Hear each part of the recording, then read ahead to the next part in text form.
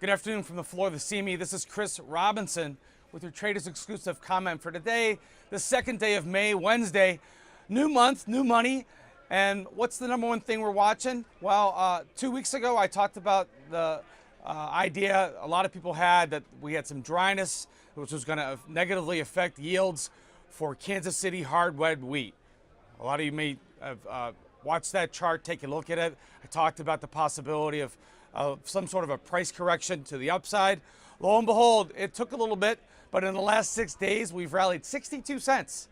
62 cents on a one lot. That's around $3,000, give or take, on one contract.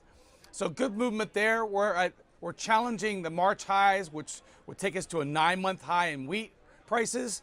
And what's the story? Well, the managed money was getting long Kansas City.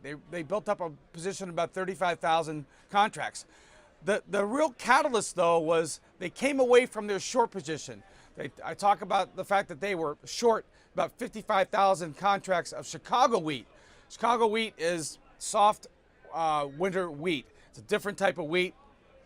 And so they had that spread on, right? They were long Kansas City, hard red. They were short Chicago, soft winter. And they've come away from that Chicago short, probably to the tune of about 20,000, maybe 25,000 contracts. Looks like they've covered half their shorts. And when that happens, the doors get awfully small. Everybody's heading for the exit at the same time. They're chasing themselves. And it's given long speculators a good payday.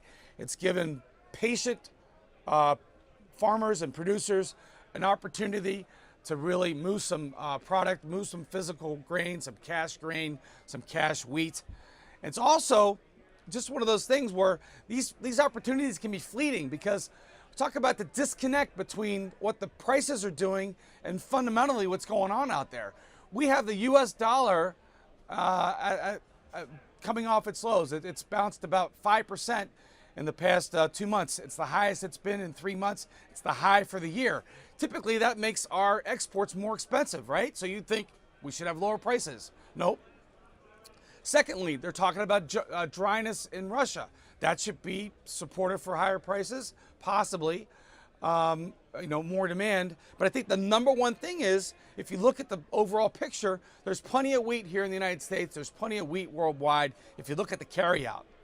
So to get a bounce like this, it's a good opportunity, and it's just another situation where sometimes the fundamentals don't match up with what the price is doing. At any event, it's an opportunity. If you caught this rally, make sure that you don't let this rally get away from you. It's also given us another opportunity in corn. Wheat has pulled up corn. If you look at corn, corn's rallied about 20 cents in the last 6 days, mostly in sympathy rally. Also, the funds were already long about 150 to 160,000 contracts of corn. So the funds are adding to that. The number one thing I'd watch from a corn producer or corn speculator standpoint is the crop is getting planted now. It's probably going to be done in the ground in the next 10 days. There really are no planting delay stories anymore. And my concern is that we're at or near 9-month highs. And once the crop gets in, unless we continue to get bullish information, you could see a pullback.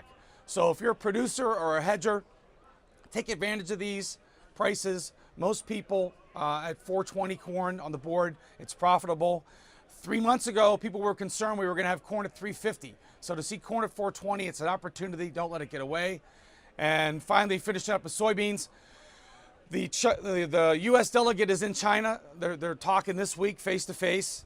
That could really impact soybeans. Soybeans are about 15 cents away from their recent contract high. New crop soybeans, take a look at that chart. 1060 is a big level. We're trading about 1045 as I walked over here today.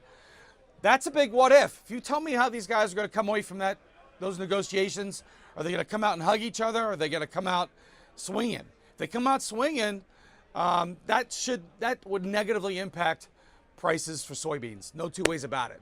So we're at good price levels. Don't let them give it away. Hopefully you caught the rally in the wheat. But again, I can say this and say this again. Sometimes these rallies are fleeting. When the opportunities are there, you got to take advantage of them. If you're looking for help with your speculating or with your risk management, look me up on the web, Chris Robinson. Have a great day.